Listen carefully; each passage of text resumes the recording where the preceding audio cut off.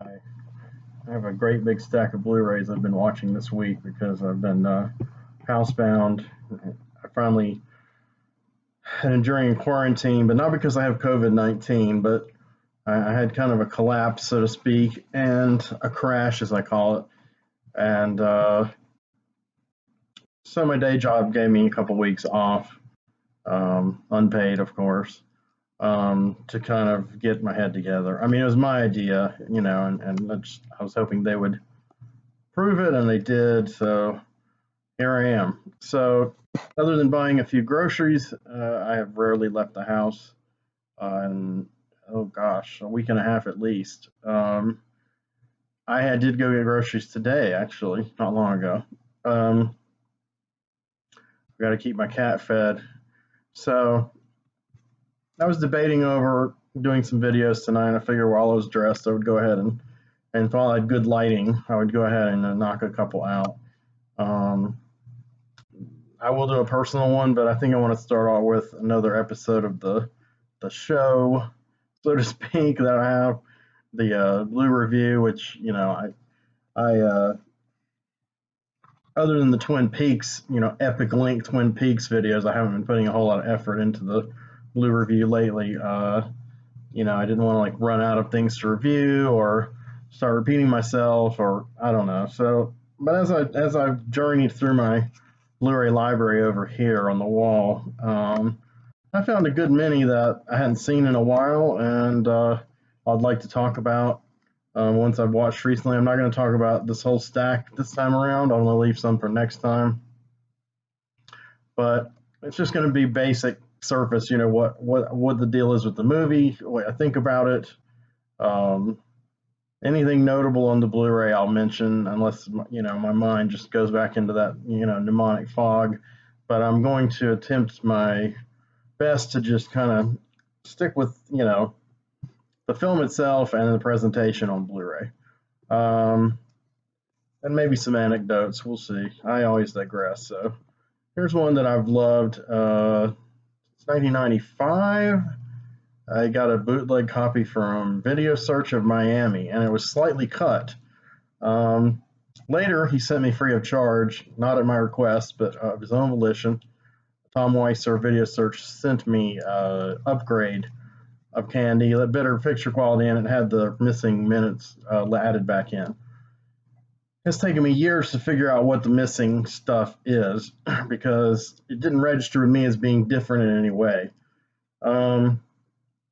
Now I've kind of watching it a second time on Blu-ray. The first time was when I purchased it several months ago, or maybe a couple of years ago, actually, to be honest. Watching it a second time, there are shots that I don't remember as clearly as being in the versions that I'm most familiar with. So I don't know if that's some of the restored footage, and I'm finally really registering it, or it's just I haven't watched the movie in so long that a lot of it seems really fresh to me, or maybe I'm just paying closer attention, and the Blu-ray is kind of making everything pop. So I'm noting details more up here. But in any case, this is Candy, directed by Kristen Marcon, 1968, and it has insane all-star cast. Oddly enough, on this cover painting, Ua Allen, who stars as Candy, this is her first film, she is in costume as Candy, a shot from the film. But the all-star supporting cast here are shown in headshots from their Oscar nominations or something. None of them are in character as they look in the movie. So that was kind of lame of the cover. I mean, the painting itself is nice, but I expect more out of more psychedelic visuals out of a film like this. And there have been plenty of posters and et cetera in the past that have had that going on. But this one's a perfunctory cover. What the hell? Is it reverse? Let's see if it reverses. And guess what? It is not reversible. Kino, this is Kino Studio Classics. I've reviewed a couple of theirs, like Lord Love a Duck. It's basically studio films that they've acquired through their, heft in the marketplace, which is considerable. It's not part of their art house ones. They're doing a bunch of those, like the Herzogs and the Buñuels. They're doing pretty nice lines of those, fairly affordable too. But there's not a lot of extras on these. They're not all that generous. They kind of give you a nice look at the movie though, and not a whole lot else. I mean, they're more generous than Olive Films. Olive Films just slaps the movie on there. I can't even remember if they give you a menu. I think they do. I don't know. It might be like an old videotape. You just put it in and it starts rolling. So Candy. What's the deal with Candy? Uh, Basically, it's just one of these movies that I used to write for Shock Cinema, and the publisher of Shock Cinema was named Steve Bukowski. I'm assuming that's still his name. And he he tagged a few movies what he called all-star embarrassments, and that was where you get this kind of dodgy premise, maybe one that's very trendy and topical, trying to jump on the trendiness of the '60s era. That's when these came out, and but loaded with known stars as the main or supporting characters. And one of them he talked about was Skidoo. That's certainly one. I personally kind of put Magic Christian in that, which was written by Terry Southern, who also wrote the novel that Candy is based upon. So Candy is probably the most infamous. It has the most big stars, people who were really big then, most of whom are still kind of big figures in cinema, uh, and the most elaborate, crazy, convoluted storyline and a visual presentation. It was shot in Rome by Giuseppe Rotuno. I think he worked with Fellini, maybe. He did work for, I think he did one film with Argento. I could be wrong about that, though. I might be thinking of Storaro. Rotuno. I almost want to say he's the guy who shot Suspiria, but I don't think that's correct. Correct me in the comments. And nobody's been commenting lately, so if you want to, this is your big chance. So, a lot of talent behind the camera and in front of the camera. The soundtrack was done by mainly written by Dave Grusin, who's a really cool electric guitar player and did everything from psychedelic and jazz to like children's music later in his career, and worked with Jerry Garcia. So he writes the music, and the main theme kind of echoes throughout the whole. The main themes are fantastic. So I used to have this soundtrack on vinyl, and went the way of all wax when I moved 5 years ago. I lost all my vinyl, my small vinyl collection in the move. The Byrds perform the title track, Child of the Universe, which Grusin co-wrote with Roger McGuinn of the Byrds. I believe it appears on one of their albums. Now it's going to drive me insane. One of two of their albums that overall, stylistically, was kind of a jump ahead for them, but it wasn't quite to the level of Child of the Universe. I mean, if you listen to Child of the Universe and you hear a few comments by people who are into the Byrds, like, say, the guys in Blue Oyster Cult, you would think they were the first space rock band. You would think the Byrds are like before Hawkwind and Pink Floyd, but not really, no. But Child of the Universe, the lyrics and the milieu of putting in this movie certainly qualified to me as space rock.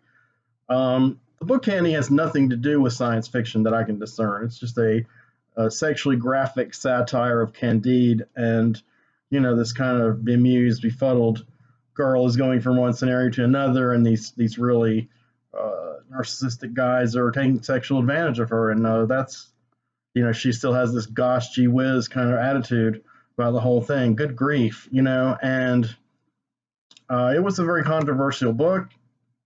And then it became quite a hit book. It was co-written by Terry Southern with Mason Hoffenberg. To this day, I don't know who did what, but his name is in smaller print than Terry, so I guess Terry did conceive the whole thing himself, and Mason helped him realize it. Kind of like Logan's Run with William F. Nolan and George Clayton Johnson in those respective roles. Rest in peace, George Clayton Johnson. And Christian Marquand was the guy who was apparently a war hero turned kind of a handsome star in France. And I don't know if this is the first film he directed or not, but I tell you, it's a big undertaking. Uh, they were able to secure quite a bit of money due to the stars involved. So, What's the movie about as opposed to the book? Well, it is the same plot as the book. Um, Posters used to say, "Is Candy faithful?" And then slide level, not posters, but TV spots, and they would be like, "Yes, but only to the book." But really, it's not that faithful to the book. I mean, I think Terry Southern hated it, if I'm correct.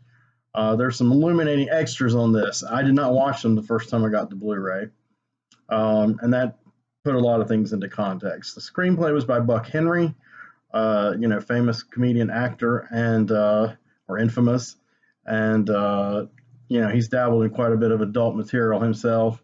So he was kind of right on the money to write this and adapt this kind of perpetually horny film. Um, so what's the movie about? Well, it's the same thing. The female version of Candy Christian, played by Uwe Allens. She was Swedish. She was about 18, I think, when she did this movie. Never done a movie before. She was basically a model. I'm not sure how they scouted her and found her picture and said, that's it. Buck Henry apparently thought she was perfect for the part. Terry Southern did not, but alas, he wanted an American girl. But you really can't tell it's not an American girl. I mean, she is very Nordic looking, but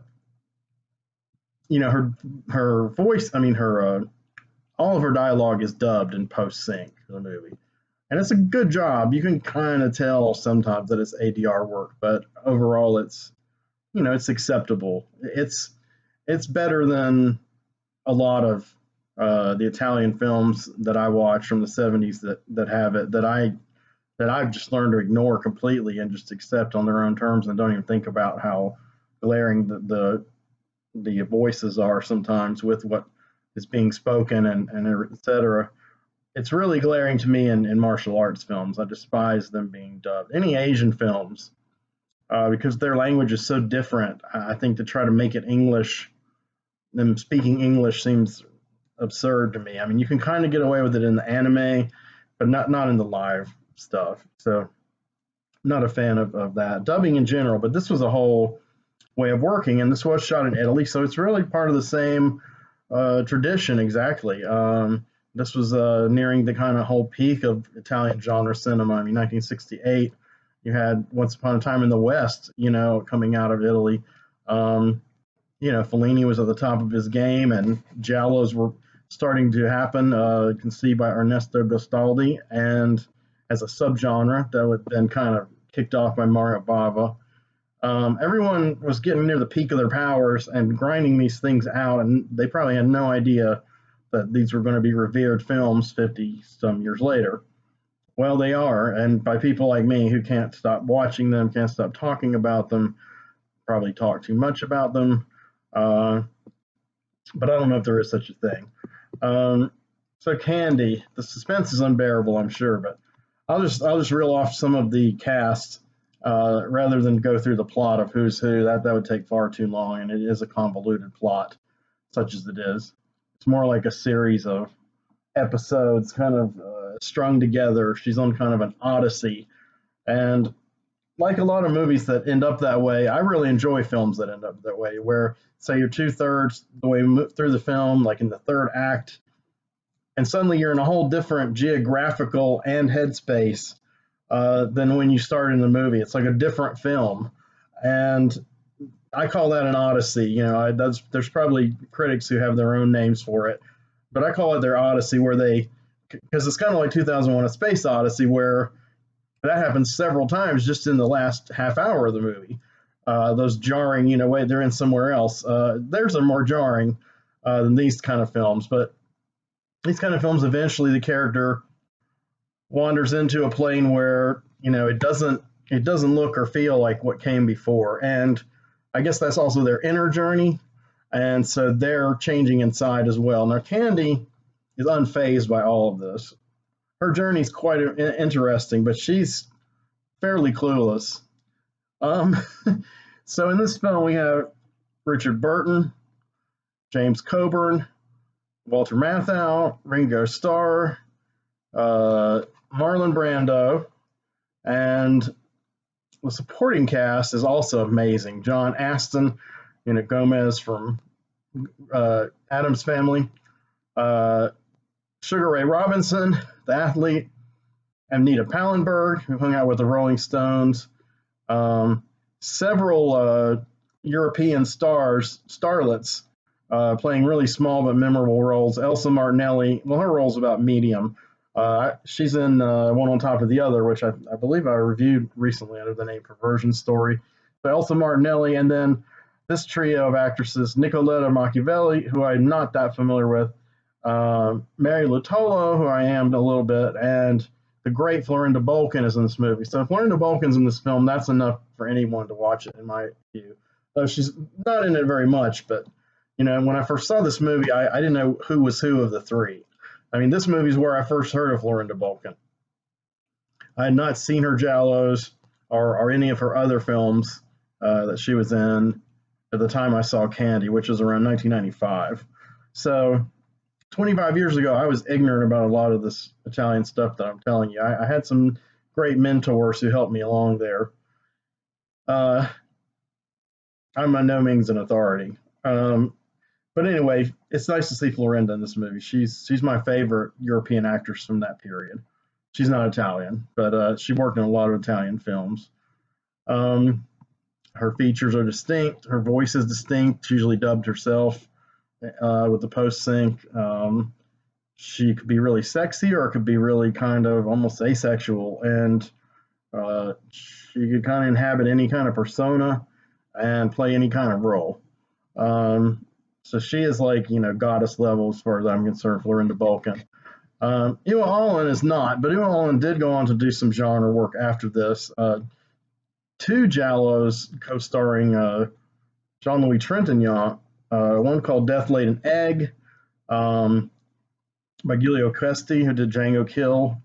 And it's kind of a psychedelic giallo. And then, I'm not sure which of these came first. I think they all came within a year of this movie. So she immediately got work. The other film is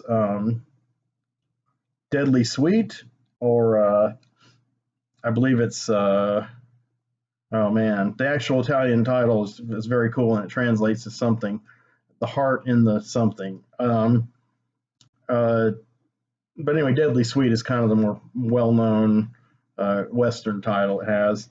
And it's also psychedelic giallo, very different than Death Laid an Egg. Death Laid an Egg is kind of dark and strange and subdued. You're not really sure what the hell is happening. It just has some tropes of the giallo, for sure. But Deadly Sweet, same thing. It has some of the tropes of the giallo. It also has some comic book, or Italian comic books are called fumetti. It has some fumetti influences all through it. That one was by Tinto Brass, who did a trio of those kind of way out films. The most way out being The Howl, which can be spoke of at another time. That one's not on Blu-ray. None of those are on Blu-ray. I do have Death Laid an Egg on Blu-ray, so maybe one day we'll talk about Ua in that. She's also dubbed, but not as well. Her voice in this is, to me, perfect. So she just kind of wanders from encounter to encounter, starting with this crazy Welsh poet who's regarded like a rock star named Mephisto, who appears at her high school, played by Richard Burton, and he's kind of riffing on his own persona of being this kind of Shakespearean cat who is really into alcohol and women. And so in that sense, these characters are kind of modified from the book. Most of the characters are the same she encounters, not all. But Buck Henry kind of rewrote the scenes to play to that actor's strength, like specific to them. And that's one reason they decided to do this crazy movie. They would have a lot of fun and do their own thing. And I mean, it really shows. I mean, the humor goes from like super corny and obvious to like very perverted to like kind of way out to like kind of absurdist, all within 5 minutes. It can be like that all over the map, kind of cheesy at times. But there's kind of this energy that permeates this film that kind of goes from one of her episodes to another.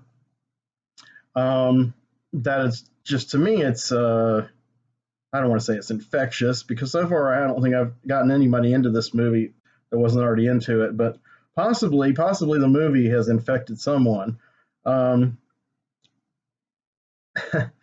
the thing with Candy is a lot of people hate it, because they think the stars are wasted on a silly, goofy relic of its time. But I actually agree with Kim Morgan, the critic, very young, hip critic. I really love her. She has a feature on this too on the Blu-ray, and gives a great analysis. She's also does one on Beyond the Valley of the Dolls, the Criterion. I think that's where I first saw her.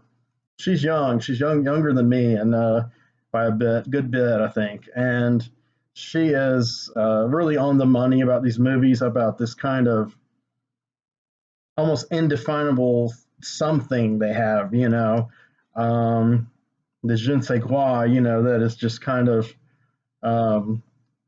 yeah, hard to put into words, but you feel it when you're watching it, and you get the feeling every time you watch it. This is one of those movies, to me, if you like it, you're going to watch it a lot.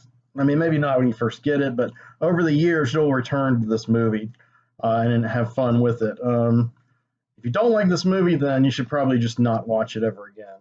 However, I think people who haven't seen Candy should go into it with this whole kind of open mind that it was the 60s. It was a big budget movie with big budget stars, probably working for less than they normally would. Shot in Italy, and it has some psychedelic music soundtrack that's excellent. Steppenwolf is on the soundtrack also, by the way, if fans of Steppenwolf. I think Magic Carpet Ride. And it's got a lot of stars, and it's got a lot of sex, and it's really, if you go into it thinking, well, I like movies like, say, Faster Pussycat Kill Kill or Beyond the Valley of the Dolls, or anything around that nature, or if you've seen some of these all-star embarrassment movies like Skidoo and Magic Christian, you're going into it, you're the target audience.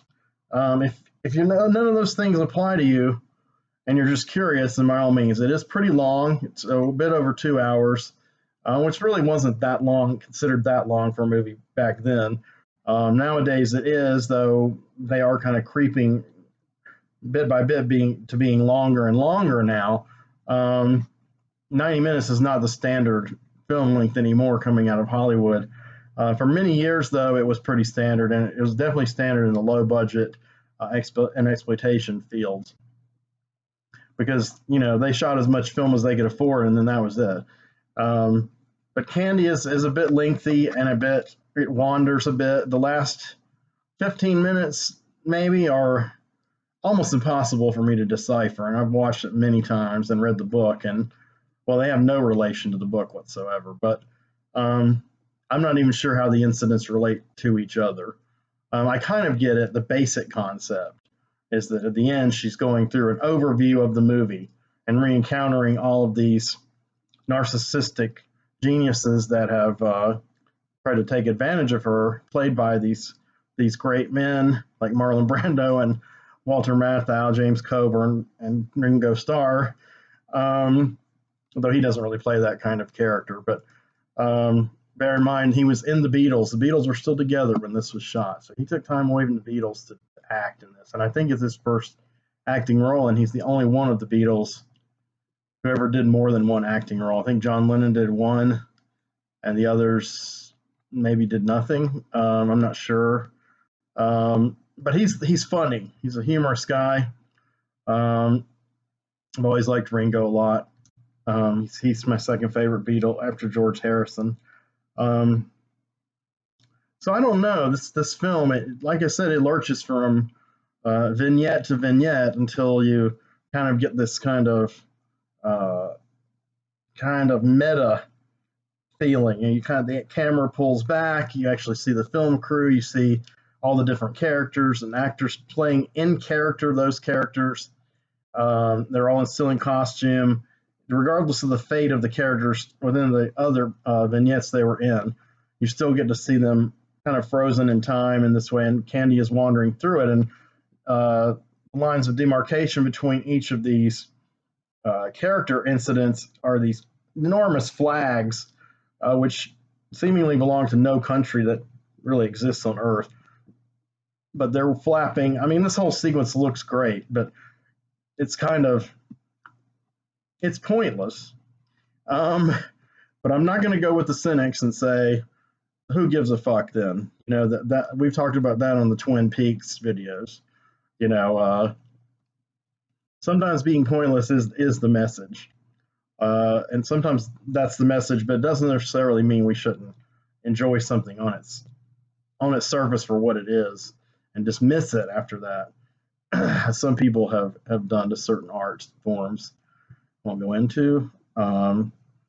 Candy is incredible. I knew a lot of people at the time I got into it who sneered at it, and including the kind of people I was just alluding to.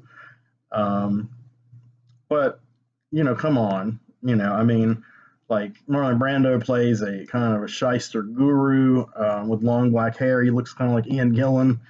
Walter Matthau plays this uptight far right wing soldier, and Ringo is the Mexican gardener. Go figure. James Coburn is like a brilliant brain surgeon who's very aware of his own brilliance. She encounters some other characters played by, which I didn't mention, played by well-known people within their field, but they weren't huge like these people.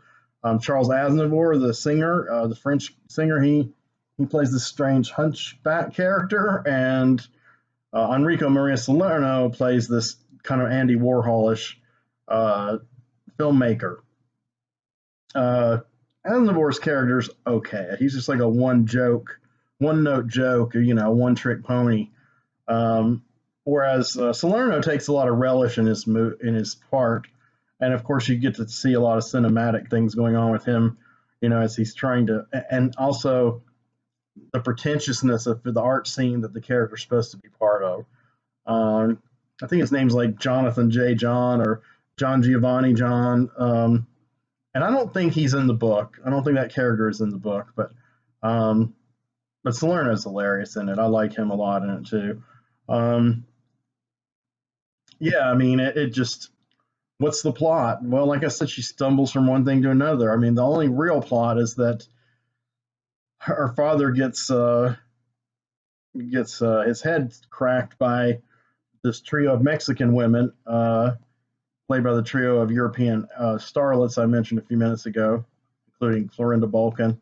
He's knocked out, and his twin brother, also played by John Gomez Aston, and his name's Jack, and Jack's wife, played by Elsa Martinelli, all try to get him help, and of course Candy does too. So it's a whole big family affair. The Christian family, they're all. I mean, Jack and his wife are extremely. Olivia, they're both extremely perverse swingers, decadents. Whereas Mr. Christian, the teacher, who gets his head smacked and then is kind of comatose the rest of the film, freeing Aston up to just play one part instead of two. He's like super uptight, and so it's kind of your typical kind of '60s idea of the rebelliousness. It's not so much the younger generation, because those characters are all of the same generation, the generation before Candy, but it's between like people who are going in that direction of the '70s, the swingers, and the far out, maybe non-monogamous, polyamorous kind of crowd, who would pretty much experiment and do. A lot of them would do anything. And in this movie, Uncle Jack, he does some pretty taboo things, I have to say. And I don't mean like bestiality or anything, but taboo within the idea that this is just an average American family. And then, of course, the struggle between that and the conservatives, the government, the teachers, the authorities. And that's kind of what Aston's Mr. Christian, the teacher, embodies. He's annoying, and Walter Matthau's character is also annoying. He's extremely right wing too. There's a lot of pithy kind of political commentary laced throughout this movie, and a certain awareness, self-awareness, and kind of nudge, wink, wink to the audience. So I do think an older audience, like say my age or older, will enjoy this film more than a millennial would. They would like get it, more. You just have to leave your kind of preconceptions at the door and your ideas of what's good and bad. It's kind of like Kim Morgan says in her featurette on here. She's like, I don't know that that makes it a good movie, but does that even matter? Where are we? We're in the place where good, bad, what that doesn't mean a film doesn't have value if it's not good, and if it's bad. Doesn't necessarily, in my opinion, doesn't necessarily make it cool because it's bad either. I think a lot of people go way too far in the other direction and can only watch bad movies. And my advice to them is watch some good movies regularly too, my friends. And so that's Candy. Another 1960s film, I think it's from the same year, The Swimmer. This was released by Grindhouse Releasing. Stars Burt Lancaster. Probably his most intense part that I've seen him in. He actually did not know how to swim very well when this movie was made. He was well into his 50s, and he wasn't in the great shape. He was in good shape, but he wasn't in the great shape his character is. So he kind of trained and knocked himself out, learned how to swim, learned how to backstroke, the whole 9 yards. And his character is kind of a real oddball. He's kind of like, well, in a way, he's the anti-oddball. He's the epitome of that era's kind of comfortable suburban, well-off white male. And that's not to say he's like right wing or oppressing women or any of that kind of stuff, or he's a racist. None of that. But just as far as his lifestyle, and it's not that he thinks he's better than other people. He just thinks, well, I can do whatever I want. I'm in this rung of society, so I can screw over some women and break a lot of promises to my family, and it's all good. He doesn't even realize it. That he has done it in his past life. So we meet him in his present life, where he's decided to swim home from the place he begins at via these people's swimming pools. They all have swimming pools in a cluster, and he makes a map. So he's basically just going to walk, in the spaces in between. He's going to walk, and he's mostly naked. He just has swim trunks on the whole movie, and he's just wandering through a day like this. You think it would almost take him into the nighttime. I mean, he must start out really early in the morning, I assume. And he, one by one, he stops and talks to these families whose pools he has to use. And it turns out he has some kind of link or history with all of them, and most of it is a not a good one. I mean, they don't like him for shady things he's done to them in the past, or insensitive things he's done. They kind of whisper behind his back, he's kind of like a pariah to them. But of course, he has no clue that that's, the way things are. And not only does he not have a clue that that's the way things are, but he doesn't remember what the bad things that got him from his perch at the top, where he, was Mr. Bon Vivant, partier with the rich, to where he is now. This kind of, we finally find out he's broke and he's destitute. Everyone's left him, but he has to go through this journey. He doesn't remember that. He only remembers the good things that happen with those particular people. And it's selective memory, but I mean, it's real, so it's just kind of like a fantasy, a Twilight Zone kind of premise, really. And as he finds out, how bad he's really been and things he's done, so does the audience. But him in the present finding out, it's very different. He's generally extremely sensitive, and he's remorseful about the things he's done. I mean, he still can be pretty pushy, especially with women, because he's kind of locked into their good thing going in the past rather than respectful of what they're doing now. And but he's generally comes off as an earnest fellow, but it's because he can't remember his past life except the high points, So he's constantly reminiscing about everything from his childhood to say maybe 4 or 5 years previous to the movie. But he's like just about forgotten the last 4 or 5, maybe longer years. I can't remember how old his children are, but that's one indicator. They are grown. So we don't see them.